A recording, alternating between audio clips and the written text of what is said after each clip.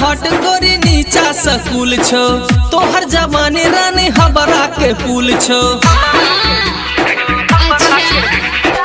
ऊपर से हट गोरी नीचा स्कूल छो तोहर जवानी रानी हबरा के पुल छो। लै छे सब हक गे गोरी परान गे जान फेर लवली लगा के लै छे सब हक गे गोरी परान गे जान फेर लवली लगा के।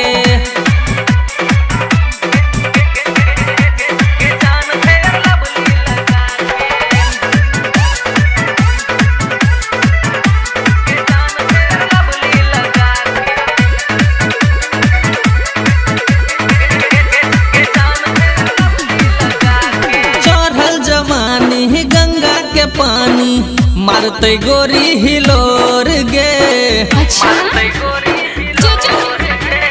तोरे छो चर्चा बैठ गेलो परचा नामक तोरे है सोर गे। टी शर्ट छो टाइट जींस ढीला लगई छो कनी मिजाज तोहर गीला लगई छो किया चले छा छाती उतान गे जहन फेर लवली लगा के लै छा सब हक गे गोरी परान गे जान फेर लवली लगा के।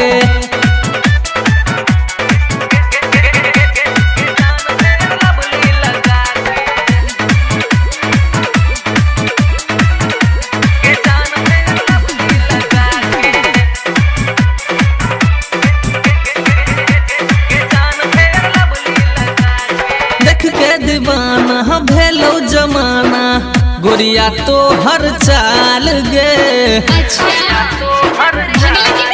आहे गे नमकीन जवानी तो हर गे रानी लागे छो बड़ा बबाल गे।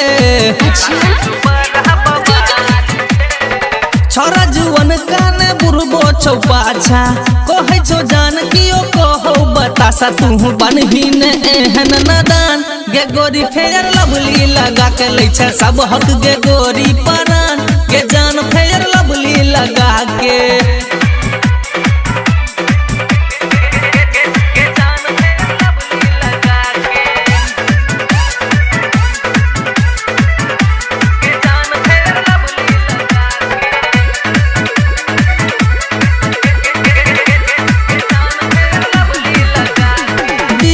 झगाबै छौ गाना गे गोरिया देखी तोरा प्यार में रेबती रंगीला को दे तो ढीला मिली है कहियो जोगार में।